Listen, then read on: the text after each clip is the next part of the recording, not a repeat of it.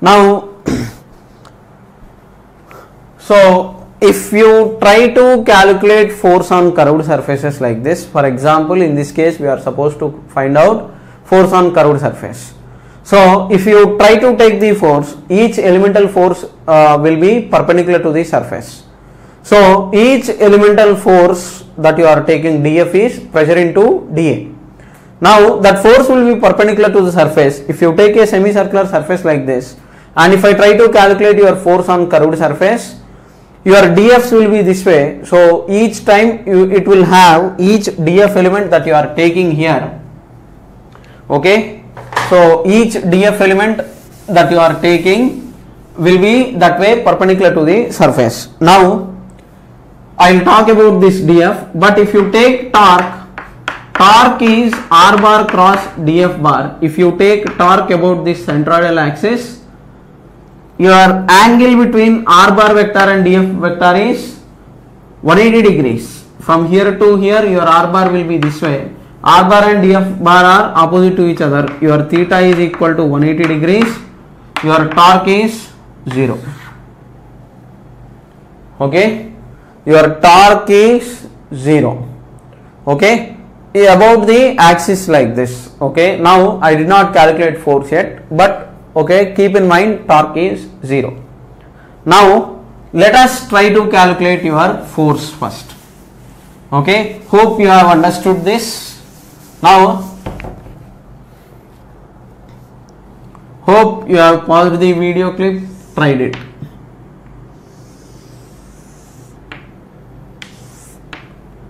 Now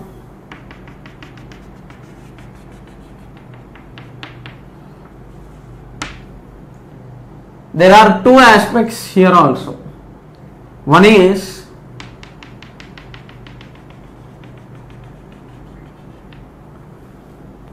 force will be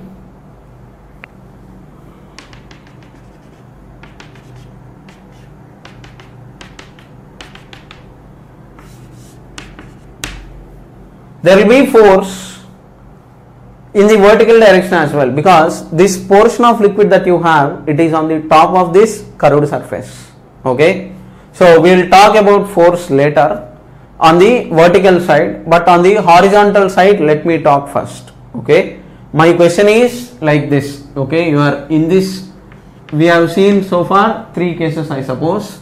Your case 4, in horizontal direction let us take the force. First horizontal direction, vertical direction also I will explain within this case itself, but in case 4, first part horizontal direction. Now let us say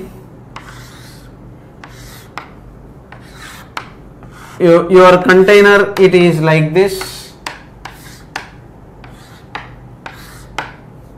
Okay, hope you have got the outline. Okay, how your container is. This side there is liquid. Okay, this side that you are seeing,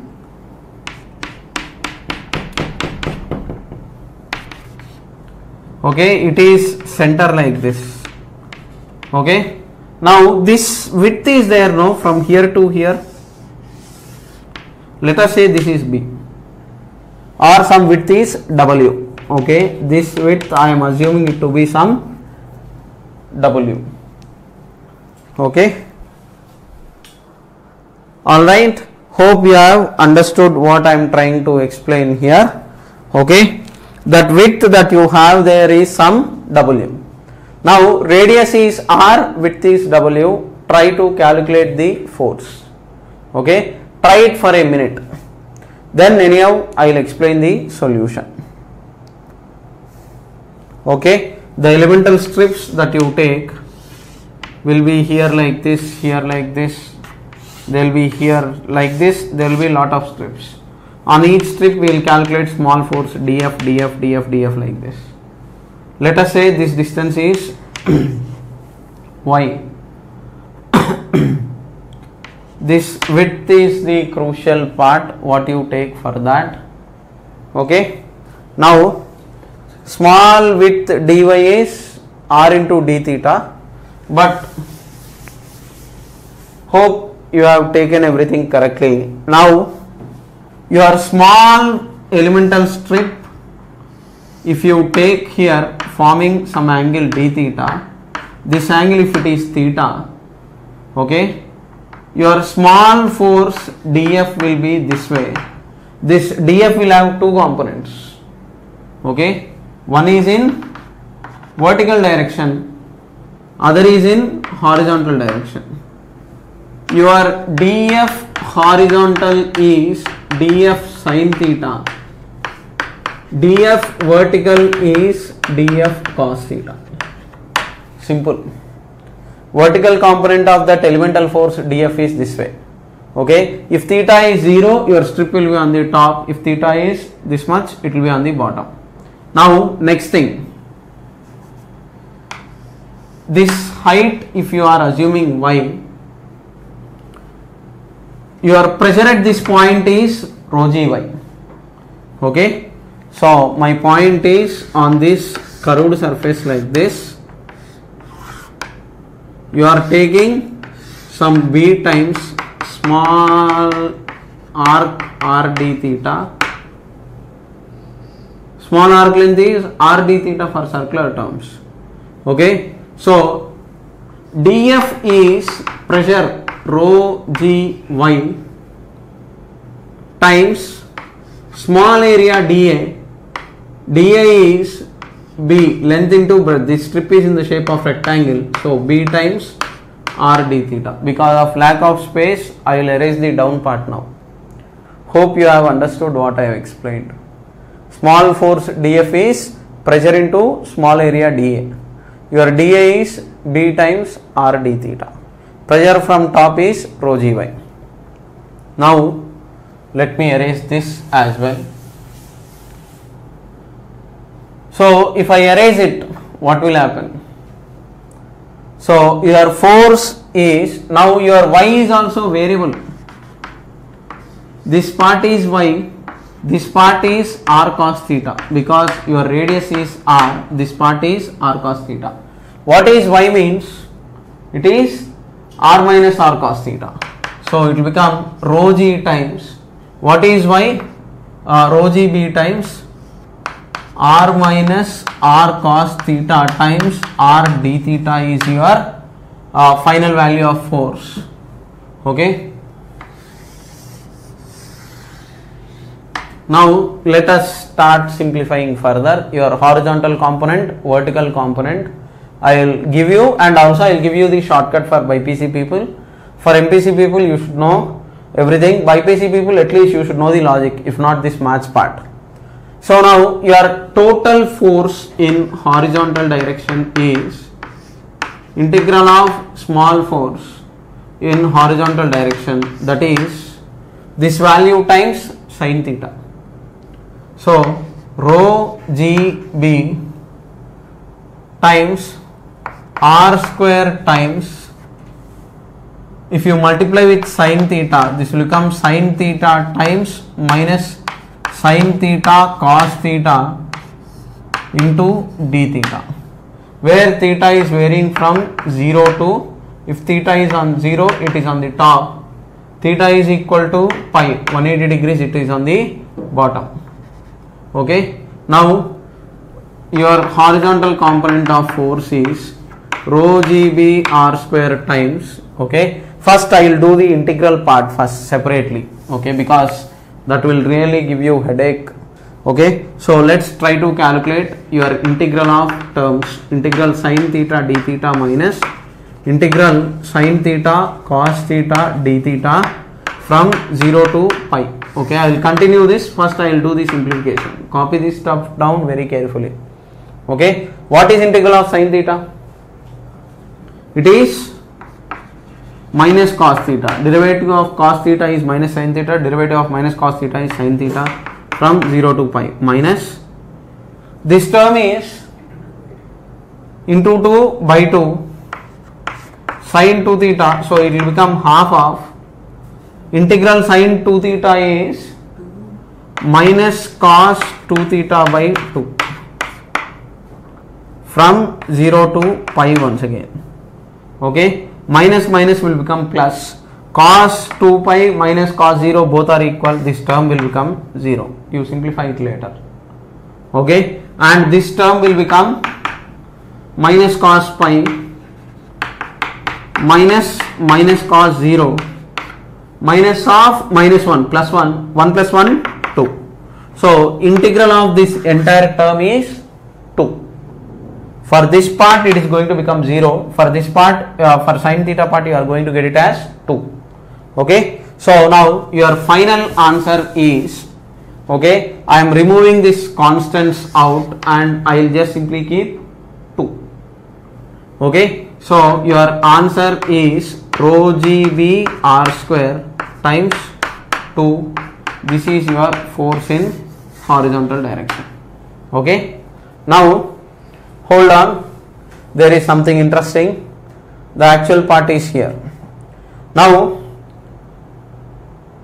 I can give an idea of projected area. Okay, here assume that if light is coming from this side, okay, I will explain projected area next, but assuming that some light is coming from this side, how much shadow it will cast if there is some wall like this, means it will cast a shadow of this much rectangular part. Okay, getting my point? Indirectly, what is your projected or effective area means this part is your effective area. Its width is b, height is 2r. Okay, this effective area is what you are supposed to take. Okay, projected or effective area. So this will become rho g, b into 2r is effective area. So rho g r times, okay, I can write your effective area is your b times 2r is your effective area.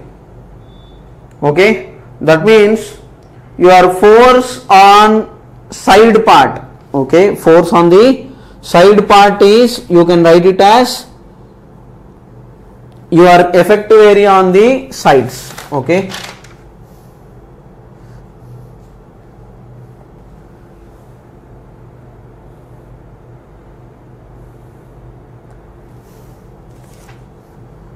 your projected area is the word that is actually being used in the books. Okay, check whether I have done any calculation mistake.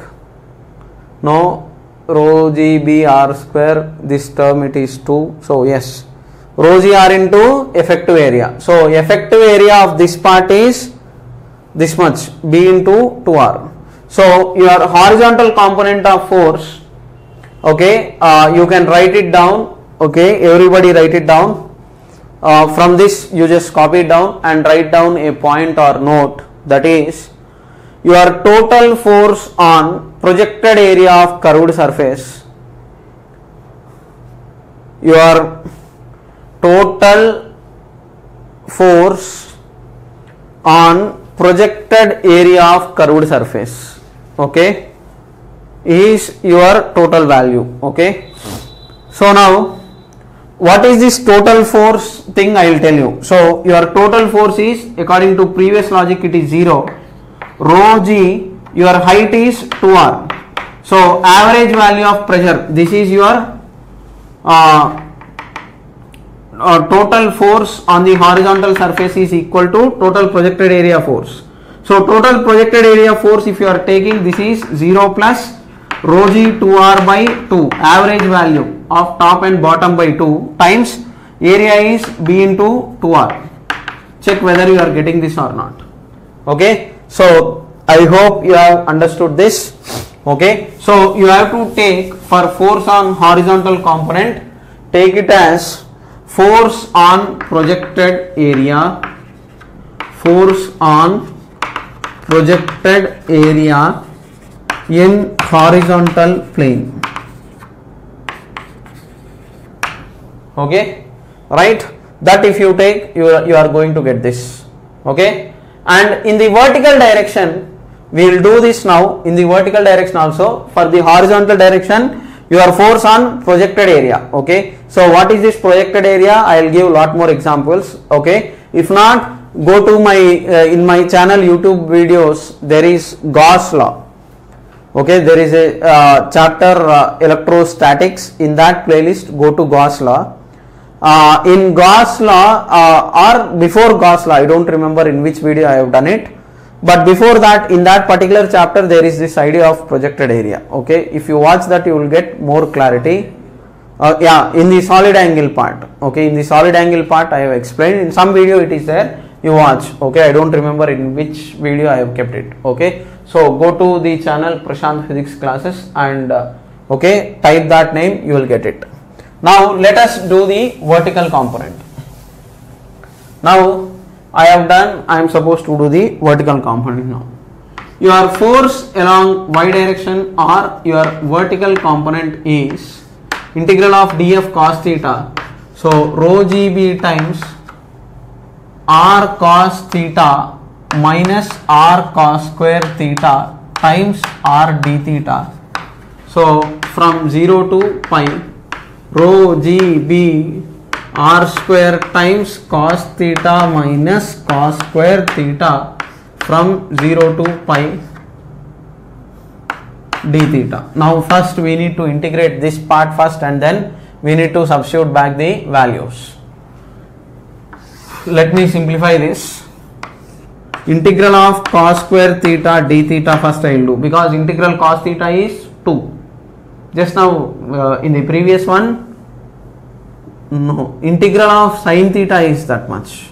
Sorry, integral of cos theta will become sin theta. So first term is going to become 0. Integral of sin theta d theta from 0 to pi. Integral of sin theta is, sorry, integral of cos theta. Integral of cos theta is sin theta. So for first term, this is sin theta from 0 to pi. Sin pi minus sin 180 is 0, sin 0 is 0. This term 0. Keep it aside. Minus 0 to pi cos square theta d theta. So that is equal to minus of cos 2 theta is 2 cos square theta minus 1. So this can be written as 1 plus cos 2 theta by 2 times d theta from 0 to pi. Okay. So I will erase this part. So this integral with a minus sign, you are going to get it as finally minus of integral half d theta from 0 to pi minus integral of cos 2 theta d theta by 2 from 0 to pi. This term will become 0. Integral of cos 2 theta is sin 2 theta by 2. This term also will become 0. Finally simplifying this, you are going to get minus of half into pi, upper limit minus lower limit, minus pi by 2. Okay, so minus pi by 2 indicates that it is downwards. Don't worry, actually this component is itself down, so I should keep minus sign. Okay, so minus minus will become plus, but this term magnitude only if I consider this term, I am getting it as pi by 2. So this entire integral terms from maths, I am getting it as pi by 2. So this will become rho g b r square times pi by 2. This is your vertical component. Now let me simplify this vertical component as well. Okay. Your vertical component of this is, it is equal to weight of liquid. Okay, it is equal to weight of liquid above the curved surface. Okay, your vertical component of force is equal to weight of liquid above curved surface. Now if I try to consider the weight of liquid in this region, you have indirectly, I should not have taken this example, things are becoming slightly complicated. So if you want weight of the liquid on this above this curved surface, okay, you have to take cuboid. that cuboid's volume minus this, what is this shape called, I don't know, okay, some kind of what is this shape called, dome, okay, out of this cube minus dome volume into cube minus dome volume into density of liquid, rho of liquid into g, okay, weight is mass into g, mass is volume into density, okay. For this figure it is becoming difficult, but in the vertical direction I will give you an example now, but hope you understand what I am trying to say, that whatever liquid portion, if there is some mass, that mass you have to consider and then do it, okay. So let me erase this, okay. For this example things little got deviated. With an example I will show it to you now. Vertical component, horizontal component, projected area also I will briefly explain, don't worry. So if you are learning, it should be complete, you should not do it halfway, okay. So vertical component, I will give you an example, okay. Let us say a solid hemisphere of radius r is made to just sink in a liquid of density rho. So you have a solid hemisphere. Solid means what? It is completely filled, okay. Now solid hemisphere's radius is r. This is solid, it is a curved surface, okay. To this side and this side you have liquid everywhere. It is just sinking like this, liquid's density is rho. Solid's density, it's not required to calculate the force, okay. We have this buoyancy idea, okay. So we did not enter into buoyant force. What are the questions I will tell you. First question is, find vertical thrust on curved surface. Vertical thrust means force on the vertical side, okay. Your force will be sideways as well as top, okay. Vertical thrust on curved surface. Question number 1, okay, because in the previous example I couldn't even name it properly and then give the name, okay. I don't know, it is paraboloid I suppose. If it is parabola and flat surface is closing like that, some kind of paraboloid, okay, that you should know from maths geometry. So vertical thrust on curved surface is first question, okay, give answer. Second,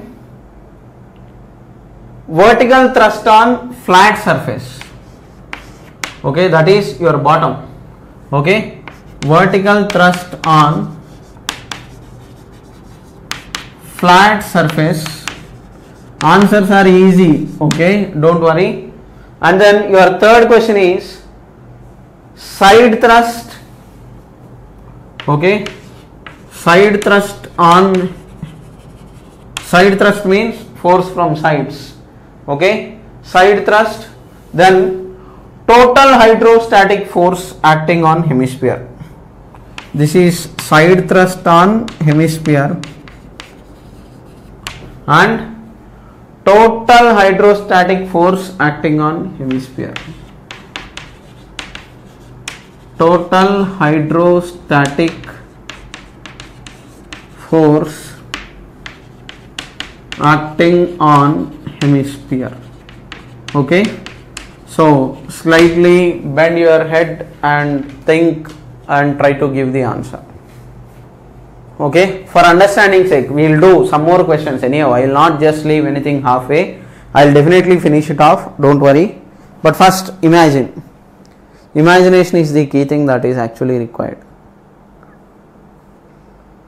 Try to give answers, I will explain the solution anyhow.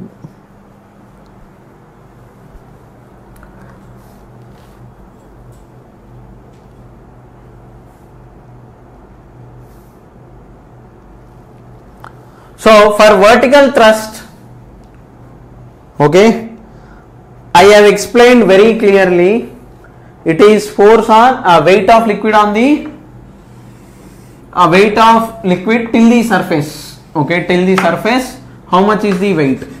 So if I keep this as my blue color portion here, this part as blue color portion, what is my vertical thrust on curved surface?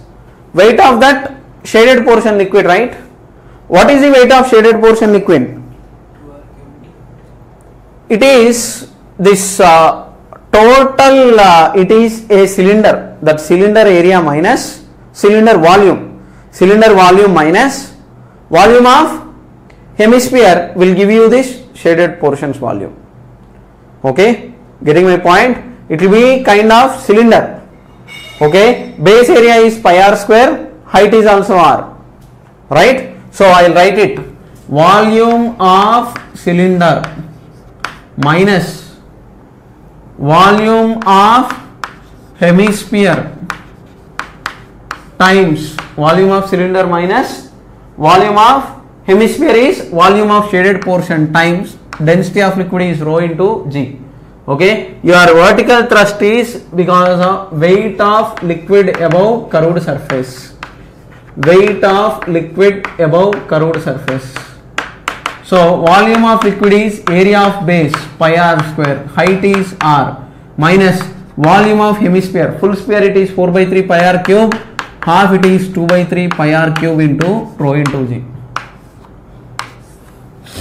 Okay, pi r cube is that volume of cylindrical portion, 2 by 3 pi r cube is volume of hemisphere into rho into g. Okay, I hope there are no doubts. Next, vertical thrust on flat surface. Where is your flat surface? This is your flat surface. Okay, on this, what is the vertical thrust means? Okay, so your this part, weight of the liquid above it means, okay, look, this is also, it's this cylinder's weight is also there. Okay, right? So now this question would have been proper if language was much better. I can do nothing, but on the flat surface, because of this liquid there will be weight. Because of this hemisphere also, I mean this hemisphere has, if it is actually immersed, next we will see what is called as buoyancy. So in that buoyancy, if this is immersing this much amount of liquid is actually displaced. Okay, so total volume of liquid above it is cylindrical part pi r square, I mean pi r square into r, this much volume of liquid is actually present times rho of liquid into g. Okay, right? So this part for now you just keep it as such. Okay, and it is in which direction means it is kind of upwards. Okay, for now I will tell you why this is and all next in buoyancy, but for now this is enough. Next, side thrust. Side thrust is what is going to happen. If you want side thrust from only one side, okay, one side it will be like this. There will be a disc, half circle. Okay, for that half circle, pi r square by 2 is the area. Pressure on the top P naught plus rho g r. Okay, so on the top your pressure is P naught. On the bottom it is P naught plus rho g r. This is P top, this is P bottom. P top plus P bottom by 2 into area is pi r square by 2. It is only from one side. But from this side also there will be liquid, net will be 0. So for third, net is 0. From one side it is P top plus P bottom by 2 into pi r square by 2 is your projected area. Okay, this is force from one side. Okay, force from one side, it is this much, net is 0. Okay, getting my point? This side portion of liquid will push it towards right, this side liquid will push it towards left, net is 0. But average value, as I have discussed, from top plus bottom by 2 into net. Okay, area effective or projected area is this much. This is your projected area from the sides. Okay, if not, look for my solid angle and Gauss law. In somewhere I have explained this projected area. Okay, next, total hydrostatic force.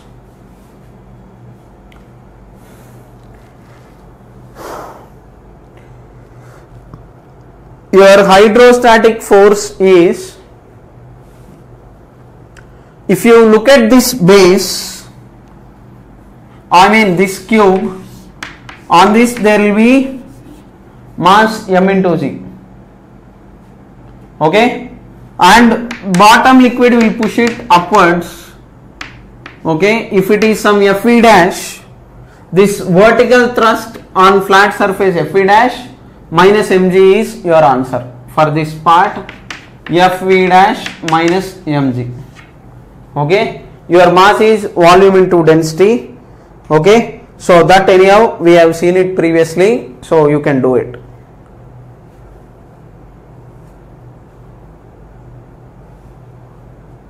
No, I mean don't consider, if you look at the buoyancy, things will deviate. I think your answer logically, because I did not discuss buoyancy, it is Fe dash minus, because of the top portion of liquid, Fe is downwards.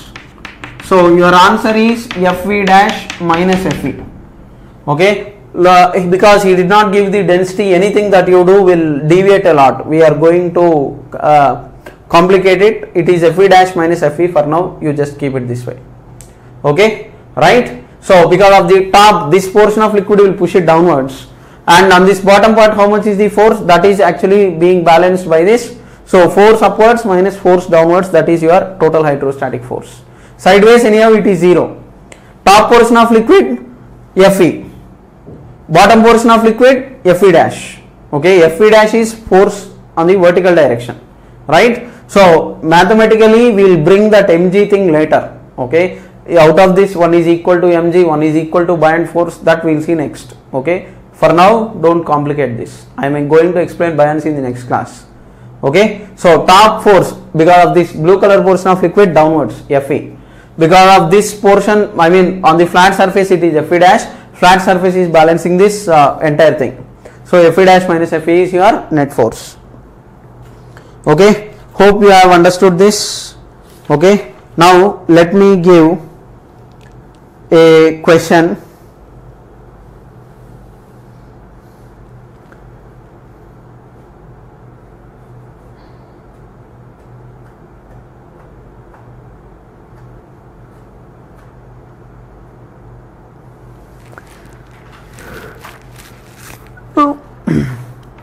This is enough. You can start doing the questions with this logic.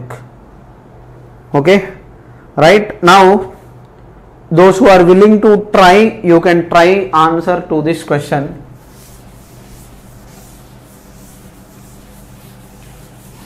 Projected area, please do watch in my playlist, second year electrostatics. In that you watch that video, you will get better understanding of this projected area.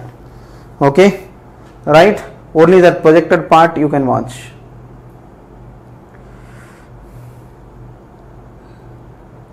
Your next question is, you have two liquids.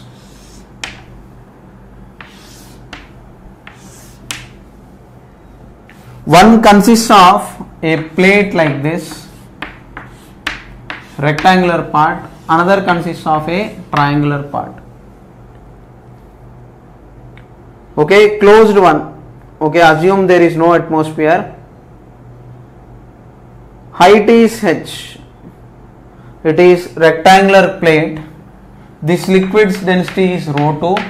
This liquid's density is ρ1.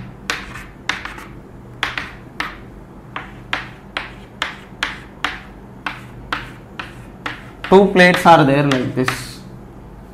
Height is h here. Height is h. Base is b. Okay, it is rectangular and top one is triangular part. Top is triangular, base is rectangular one. What is your question is, find hydrostatic force on 1, 2 and combined one Okay, find, this is plate 1, plate 2. Plate 1 is liquid of row 1, plate 2 is in liquid of row 2. Find force on 1, force on 2, force on combined part, assuming row 1 equal to row 2 equal to 2 row. Composite area, force on combined part on the composite area. Okay, height is h, top portions liquid is row 1. Okay, don't substitute row 1 equal to row 2 in everything. First give only first part, second part, and for the combined part you have combination, replace it with values, that's all.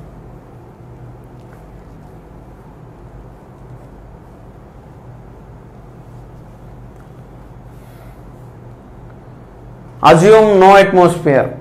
Okay, no atmosphere.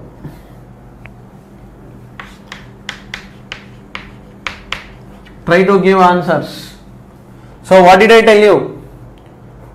Your force is area into pressure at centroid.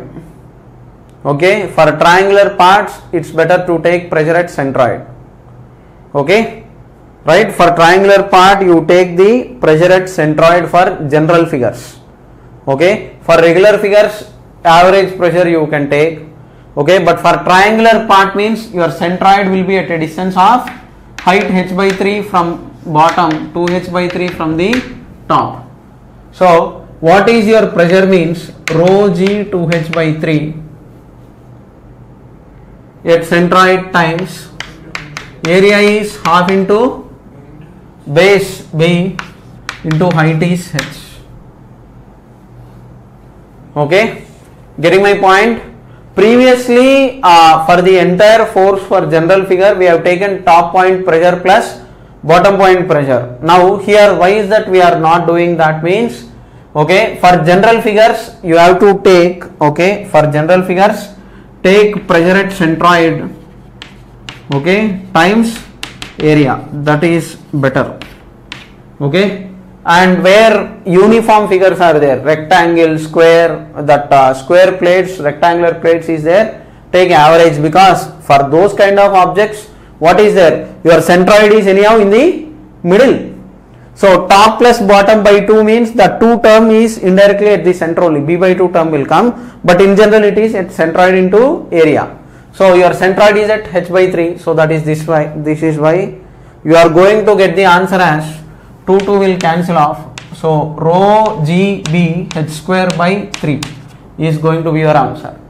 Force on rectangular part.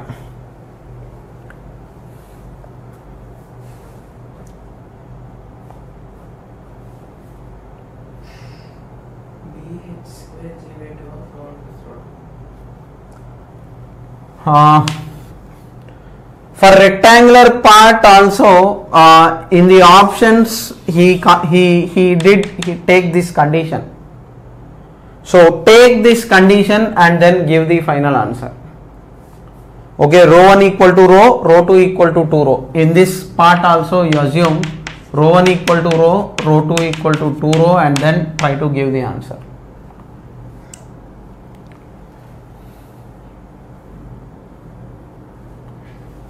On the second part, your centroid for this part alone is at h by 2. So it is rho g h pressure because of top plus 2 rho into g h by 2 is pressure at centroid. For this part, what is the centroid means? This is C2, this is C1, right? So rho g h plus, for this part, this portion of liquid's density is 2 rho. So 2 rho into g into h by 2 into area is b into h. 2 will cancel off. So you are going to get 2 rho g h square b.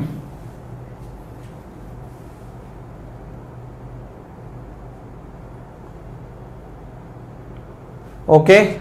Did I miss anything? I think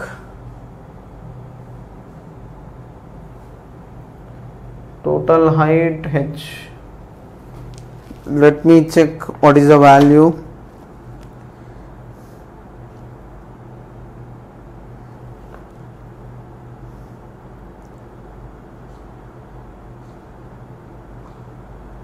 Yeah, in the book answer was given wrong here, and in the answer he gave the correct answer. Yes. Next, total force. You can add these two. Okay, you can add these two. Okay, from the, I mean, total force is combined part. Okay, you can add these two. Okay, so add top plus bottom. You are getting, he gave the answer as 7 by 3 rho g h square into b. Okay, add this plus this. Okay, so you should get 7 by 3. In the book it was given only rho, it is actually 2 rho, it is wrong. So add these two. Okay, so with this we have calculated your force on curved surfaces, plane surfaces, everything. Okay, now let me just briefly summarize what I have explained in today's class. Okay,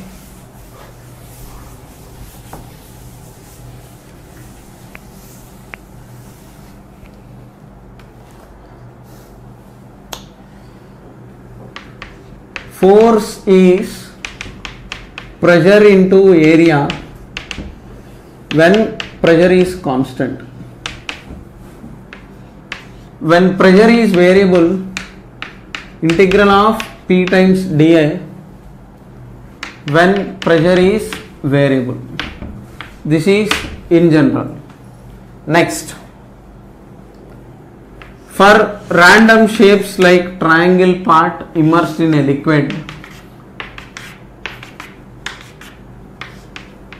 okay, your third point is, okay, what is that you are supposed to do is, okay, you have to take area into pressure at centroid. Okay, if atmospheric pressure is considered, you take that also, but your centroid, calculate from the top how much height it is. Okay, your force is pressure at centroid into, okay, area. Okay, right? And if this is not a plate, okay, this is a plate, for plate it has worked. Okay, instead of this, if it is some volume kind of stuff, your vertical component of force, when volume is related, consider mass of liquid. Okay, in this case, when shapes are there, Fe is weight of liquid above till surface. Okay, weight is nothing but your volume into density into G. Okay, volume above. This is vertical component. For horizontal component, force into projected area. For force, once again you have to follow that pressure at centroid into area, or for flat surfaces this pressure at centroid is actually going to become, for flat surfaces, pressure at top plus pressure at bottom by 2 if it is rectangular or square. Okay, but this is better. Okay, this is much better. Okay, and vertical component, horizontal component, I have done it. So you can take the average for flat surfaces, rectangular plates and all, pressure at top plus pressure at bottom by 2 into area for rectangular surfaces. Okay, average pressure you have to take it that way. Okay, right? So usually it is centroid. Centroid is better. That definition, if you keep in mind, that is enough. Okay, so with this we will close today's part. Okay, that's all for today and hope you have understood it. Thank you.